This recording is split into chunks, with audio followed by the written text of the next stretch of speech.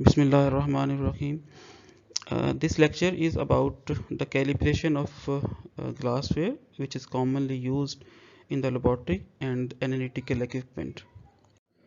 So, what is calibration? Calibration is a process of determining the accuracy of the glassware or any equipment which you are using in the lab. So, this process involves a reading from the glassware and measuring its variation from the standard glassware. So the question arises here, why we are aiming for the calibration? Why we need the process of calibration? Actually, the calibration is being done to maintain or to achieve the quality control and the quality insurance in the production by determining the accuracy of the equipment or instrument or whatever you are using in the lab. And second main objective is we are following the guidelines which are led by ISO and the global trading requirements. Number three, if you are following the ISO guidelines and world trading requirements, and you are maintaining good quality and you are assuring the quality product, then your company will be having a well repute in the world of marketing. So the fourth main objective of this calibration is to trace back the measurement results to the national or international standards. So what are the benefits of calibration we are getting out of it? Number one, we are uh, ensuring the glassware equipment or the instrument that you are using is working fine or it has some problem. आपने ये देखना है कि आपका जो glassware क्या सही volume जो आप मेजर कर रहे हैं सही वॉल्यूम चेक सही वॉल्यूम मेकअप कर रहा है, सही वॉल्यूम शो कर रहा है, इक्विपमेंट आपका सही रिजल्ट दे रहा है. इट मीन्स आपने इंश्योर करना है कि they are working fine. The second objective, second benefit that we are getting, so better results can be obtained by using the calibrated glassware or calibrated equipment or calibrated instruments. If you are not using the calibrated equipment, glassware or instrument, then your results may have some problem or your product may have some problem with the quality issues. So better results can be obtained, better results can be achieved by using the calibrated glassware equipment or the instruments. Then the third benefit is the fulfillment of the requirement according to the in national or international measurement standard organization. Then the interchangeability is another benefit of the calibration. This calibration basically improves the quality of the service and the product. Calibration will enhance the quality of the service and product to meet the satisfaction of the customer and the market. If you are not following the guidelines given by the ISO, then you may have some problem with the quality of the services and the product. Then you will not be able to achieve the satisfaction of the customer. Then the very important, uh, if you are if you are using the calibrated glassware equipment or instrument, then the chances of failure will be reduced. And then when the failure is reduced, then you will be going to save the power or energy. अगर आप एक चीज़ को बार बार करेंगे तो उसमें जो power है, energy जो है वो ज़्यादा इस्तेमाल होगी. लेकिन अगर आपके फेलियर के चांसेस कम हो जाते हैं, आप एक चीज़ को एक मरतबा करते हैं, तो आप जो पावर सेविंग जो है वो करते हैं.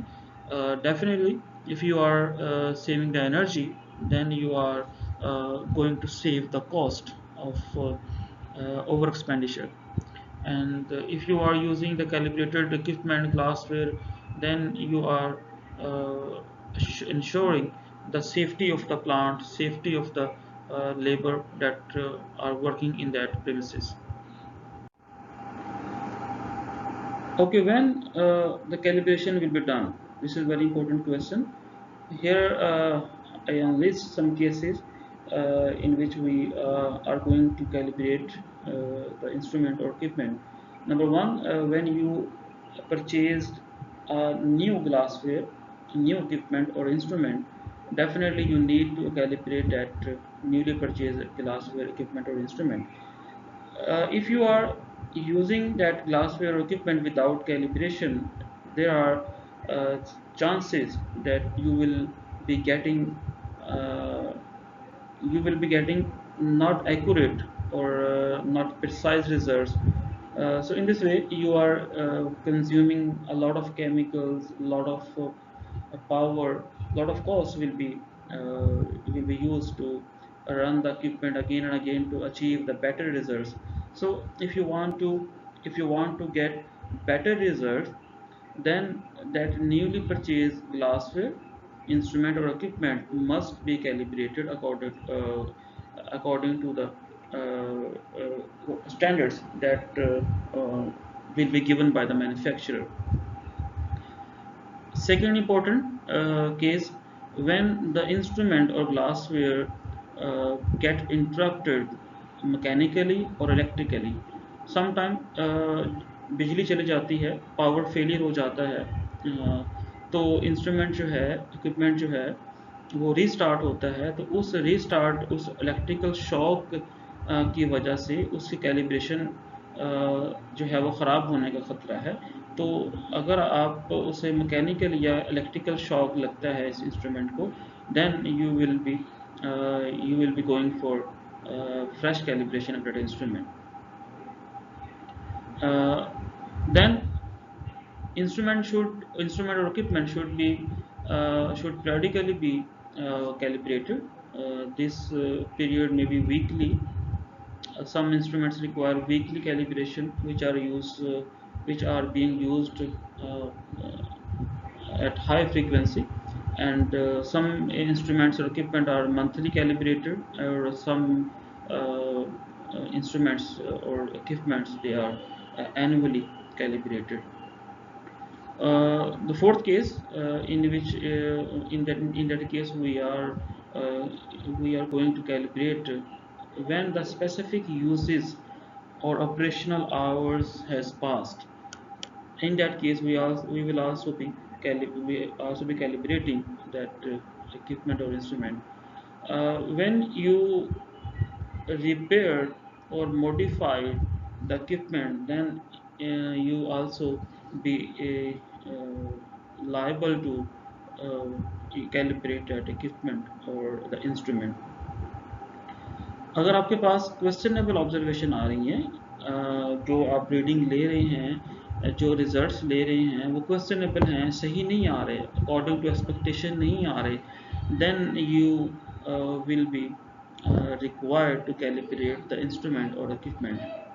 And very important thing is, if you are calibrating the instrument before scheduled time, then you are going to waste a lot of time and a lot of money. So calibration must be done periodically according to the specification, according to the requirement of the machine, of the manufacturer, given by the manufacturer.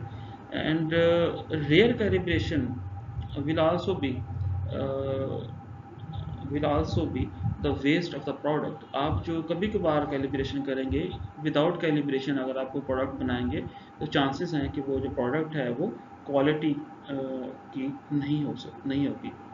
Or when the weather changes, then the calibration will also be required.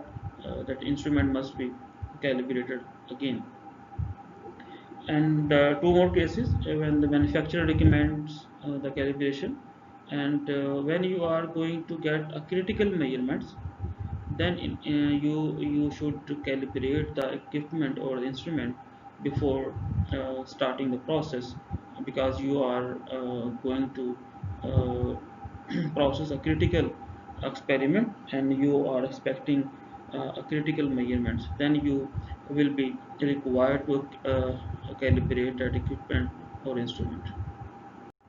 So what are the basic requirements uh, for the calibration process? Number one, the equipment or instrument that you are using and the calibration standards. It may be a chemicals, maybe a glassware, maybe an instrument. Uh, the second important thing is the controlled environment conditions. We will discuss it in detail in next slide. And competence level of the personnel involved in the calibration process.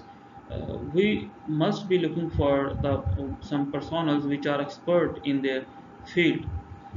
So the competence level will matter a lot in the calibration process. So the highly competent personas will be required to carry out the calibration process. Traceability of the references and the traceability of the calibration standards, and the final requirement for the calibration is the documentation. We must have a proper documentation of the calibration and the working of the instrument. So these are the environmental factors which should be in your mind when you are calibrating any glassware or equipment or any instrument. For example, temperature, relative humidity, illumination level, acoustic level, shock and vibration free, and the power supply regulation. Okay, these are the volumetric glassware that we are using conventionally in chemistry lab. So these volumetric glassware includes the glass pipers or the electronic piper, and the volumetric flasks, which are of different volume, ranging up to 1 liter, burettes, which are used for the titration process, and the cylinders, the measuring cylinders, graduated measuring cylinders. These commonly used volumetric glassware must be calibrated, and uh, will show you the process how to calibrate these volumetric glassware. So these are the requirements uh, which are essential to calibrate the volumetric glassware. Number one, the weighing balance, is top load balance or analytical balance, and these analytical or top load balance must be calibrated before using for the calibration process. And the thermometer, which also be calibrated uh, prior to prior to be used in the calibration process, and distilled water, stopwatch, and the glassware which are to be calibrated. That glassware must be uh, clean properly, and all the uh, debris that would be in acidic, would be in basic, uh, must be removed properly. The first glassware, which is the volumetric flask, we are going to uh, show you the process of calibration. How will you calibrate these volumetric flasks? In this picture, you can see a 10 ml volumetric flask. It is a round bottom and long neck, and on the neck, in the middle of the neck, there is a circle. There is a mark. When you fill this volumetric flask up to the mark, then the volume in this flask will be 10 ml. So in this way, you are using different volume capacity, different volumetric flasks with different capacity. These are available in the lab, in the market. So these volumetric flasks are used to measure the volume of the solution uh, which is normally used in the laboratory. These laboratory flasks to contain the precise volume of solution at a specific temperature. In order to calibrate the volumetric flask, first of all, the analytical balance was stirred, then empty volumetric flask was weighed and its weight was recorded. Volumetric flask was filled to the mark with distilled water and again weight it, then calculate the net weight and record the temperature of the water and repeat this process at least for 5 times, and for all the uh, attempts you need to record the net change in the weight of the flask and calculate its density. Burette is another type of volumetric glassware which is used in analytical chemistry for accurate dispensing of liquid, especially one of the reagent in the titration, which is known as titrant. We usually take the titrant in the burette. The burette tube carries graduated marks from which the dispense volume of the liquid can be determined. The burette is used to measure the volume of a dispensed substance but is different from a measuring graduated cylinder as its graduation measures from top to bottom.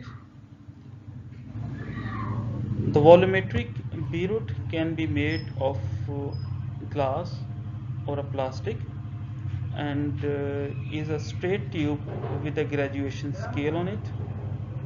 At the bottom of the burette, there is a stopcock and a valve to control the flow of chemical solution.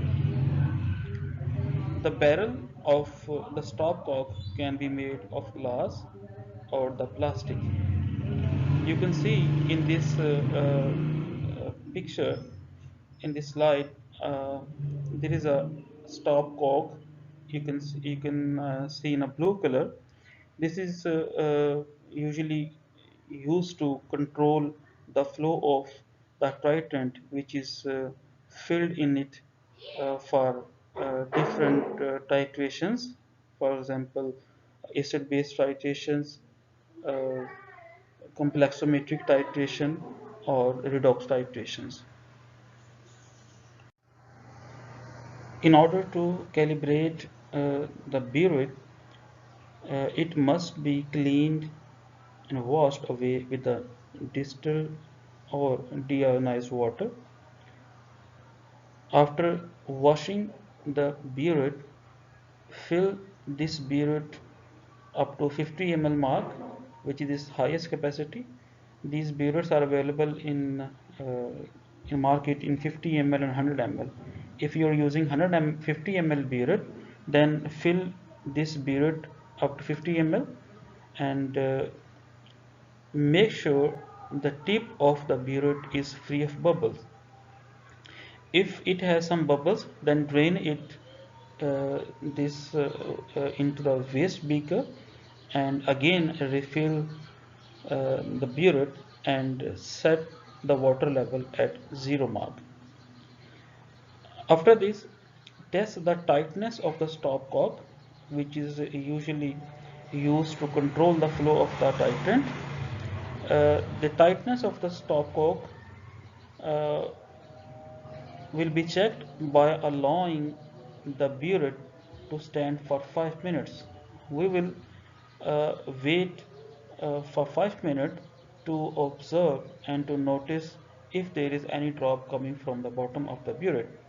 So during this 5 minutes, there must be no considerable change in the volume of the titrant which is in the burette. Then take or dispense then dispense 5 ml of the water from the burette into a clean and dry previously weighed container. This container may be a beaker or a flask or any other container which can contain the dispensed water. After dispensing 5 ml of the water from the burette, this volume of the water along with the container will be weighed using a weighing balance.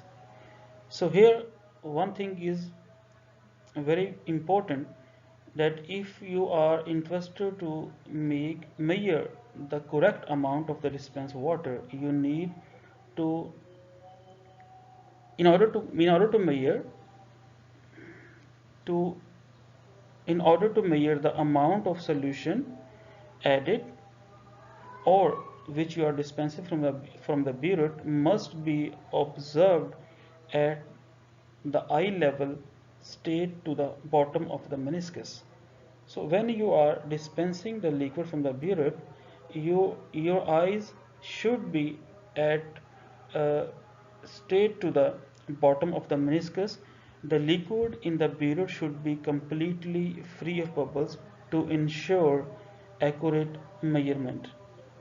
The differences the difference in volume can be calculated by taking the difference of final and initial recorded volume.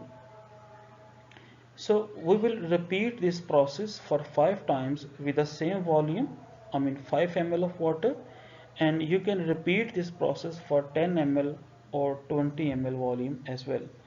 Then after getting the net weight of the water, we will calculate the density of the water at specific temperature which is in the laboratory and which is of the water which is being used.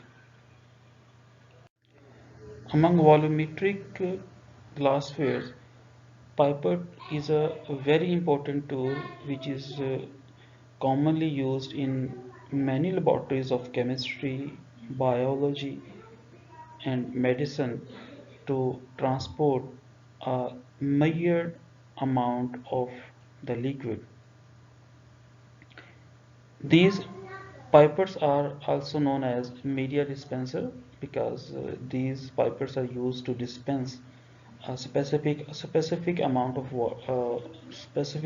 of solvent from one place to another. So these pipettes are available in different designs for various purposes with levels of different accuracy and precision. So if we are working with a glass pipette, which is usually known as pastel pipettes, the accuracy and the precision is different. And if we are working with the electronic pipettes, that is micro pipettes, these micro pipettes was first patented in 1957 and got the commercial production in 1961. So these micro pipettes work by creating a partial vacuum above the liquid holding chamber and selectively release this volume to draw up and dispense the solution that we are using in that pipette. In this slide you can see both types of pipettes. The right On the right side there are glass pipettes which are of different volume capacity starting from 0.1 ml to 10 to 20 ml. These glass pipettes contain 0.1 ml or 20 ml of the volume of the solution that we are interested to measure. And on the left side you can see the two types of micropipettes. One is a single channel and the right one is multi-channel micropipettes. So these pipettes uses a vacuum to draw up and dispense the solution or a liquid. So there on the glass pipettes there are graduated uh, measurements on it. uh, 0 1 2 3 5 up to maximum volume of the solution, while in a micropipette there are a screw which are used to enhance the vacuum. Ultimately, higher the volume can draw up the higher amount of the solution and dispense higher amount of solution to another beaker or container. So we will use these pipette depending upon our requirement. In order to calibrate a glass pipette, uh, for example, we have 5 ml glass pipette. We will wash this glass pipette with excess of water to remove all the associated debris and to remove the bubble attached to the wall of the pipette, internal wall of the pipette. After that, we will fill this glass pipette up to the mark of 5 ml and dispense this amount of water to previously weighed container. Container means a beaker or a small flask. Touch the top of the side of the weight container and dispense the water while holding the pipette vertically. While you are dispensing the solvent from the pipette, you must keep the pipette vertical in a vertical position. After water has stopped flowing, wait 2 to 3 seconds to dispense the residue 2 to 3 drops of water which are attached to the bottom of the pipette. Then weigh the beaker and the dispenser water and record the temperature of the water with thermometer which was previously uh, calibrated. So we will use a calibrated thermometer only. Repeat this process for 5 times and then record the change in the weight of the dispenser water and the beaker and calculate its density. So for the calibration of volumetric glassware, the glassware which we were discussed in earlier slides, like volumetric flask, burette or pipette. So using these glassware, we uh, dispense a specific amount of water, for example 10 ml, and we will also record the temperature of the water, for example is 25 degrees Celsius, and after that we will weigh the empty container and empty container with water. So W1 represents the weight of the empty container and W2 represents the weight of the empty container plus dispensed water. So we will calculate the net weight by subtracting W1 from W2 to estimate the net weight of the dispensed water, and after that we will calculate the density at specific temperature 25 degrees Celsius, and then we will compare the calculated density with that of the literature. If those is two values, the calculated and the literature value are close, they have they have closeness, then the glassware is calibrated and they are able to dispense an accurate amount of water according to our requirement. If the calculated value of density of the water is far away from the literature value of the density of water, then that glassware is not calibrated, and uh, there is some issue there are some issues which will result in the wrong estimation of the volume of the solution.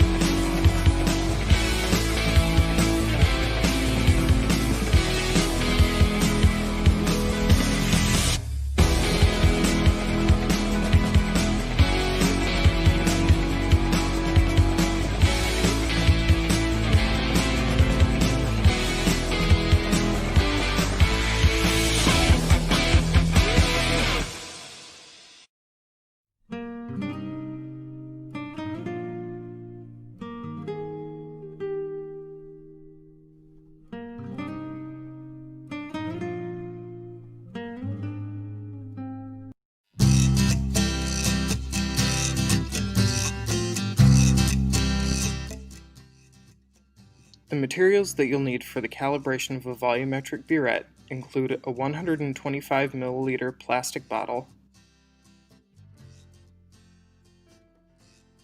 Kim wipes, a waste beaker,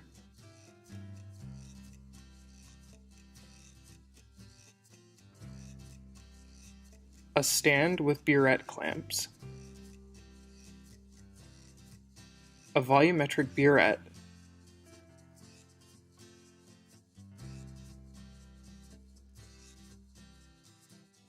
and deionized water in a spray bottle.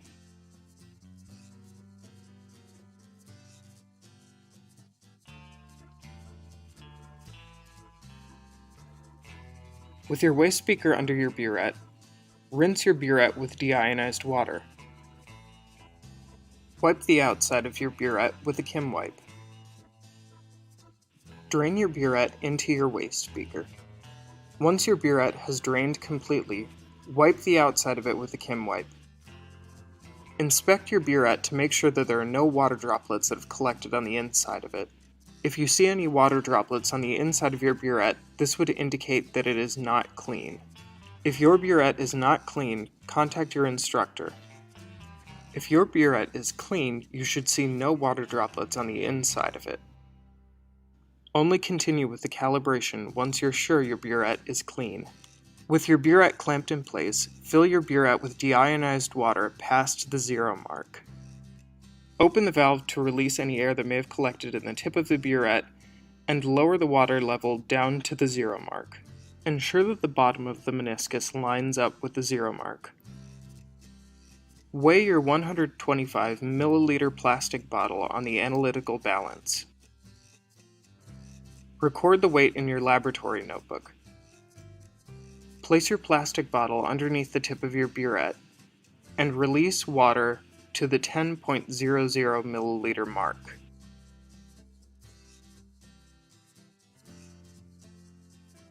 Touch the tip of the burette to the inside walls of the plastic bottle. Record your initial and final burette readings in your laboratory notebook. Return to the analytical balance and weigh your plastic bottle with 10 milliliters of water added. Record this weight in your laboratory notebook. Record your final burette reading into your laboratory notebook. Place your plastic bottle underneath the tip of your burette.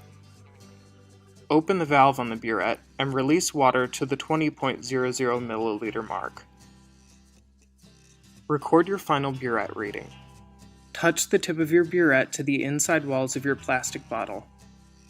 Weigh your bottle again with 20 milliliters of water added, and record the weight in your laboratory notebook. Repeat this process in 10 milliliter increments until you've dispensed the full 50 milliliters from your burette. Construct a calibration curve based on your data. Your calibration curve will give you an absolute error for your burette.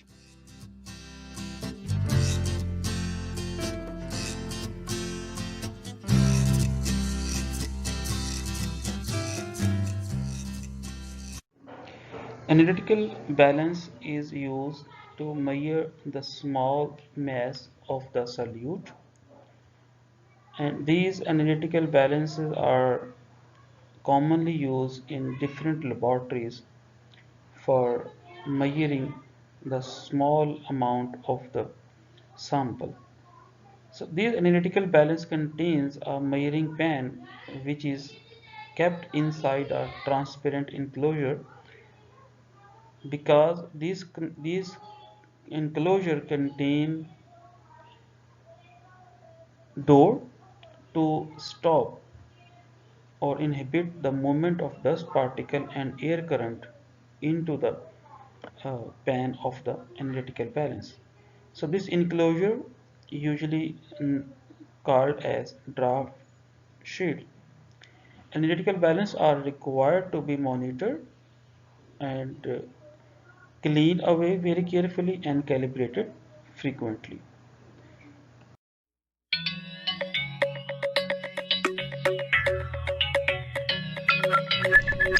The analytical balance is a precision instrument used for weighing masses to 4 decimal places. The balance must be leveled to assure repeatable results. Locate the air bubble on the balance. The leveling feet are at the back of the balance housing. Turn these until the air bubble is in the center of the level control. Balances need to be clean at all times. Take a soft bristled brush and sweep off the balance tray and surrounding area. Make sure all the balance doors are closed. Turn on the balance. A warm-up time of 30 minutes is suggested for optimal performance. When 0 appears, press and hold down the control bar where it says Mode. When Cal with dashed lines appear on the display, release the bar. Cal 100 will flash after a few seconds. Slowly move the calibration lever on the lower side of the balance toward the rear. Cal with the dashed lines will appear, and then 100. When the display Cal 0 appears, move the lever back to the original position. Dashes will flash, followed by 0. Acquire calibrated weights. 50 and 100 grams are suggested. Use forceps or Kim wipe to prevent oil from your hands and other contaminants from adding extra mass to the weights. Open one of the doors and place the 50-gram weight in the center of the tray. Close the door and wait for the balance to stabilize. It is stable when the stability circle disappears. The display should be within plus or minus 0.3 milligrams. Remove the 50-gram weight and replace it with 100 grams. Close the door and allow the balance to stabilize again. Remove the 100-gram weight and close the door. The balance should go back to 0. Re-zero by pressing the 0 or OT key. Let's review the steps. Level the balance. Clean the tray. Close all doors. Turn the power on. Press and hold mode for calibration. Slide lever to rear when Cal 100 appears. Return lever to original position when Cal 0 appears. Add calibrated weights to verify calibration. Re-zero. Now you are ready to weigh.